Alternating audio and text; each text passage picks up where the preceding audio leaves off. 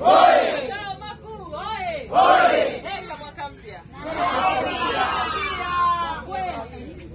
Niseme ukweli, mimi Dodoma napapenda. Napapenda kwa sababu Dodoma na vijana wetu wa Dodoma hamjawahi kutuangusha. Kwa hili, kwa dhati ya moyo wangu, uongozi mzima wa UVCCM mkoa wa Dodoma na hasa Dodoma mjini kwa mwenyekiti Shabani, kwa katibu Gongi, kwa katibu Hamasa Nasra, na katibu wetu wa mkoa Hamasa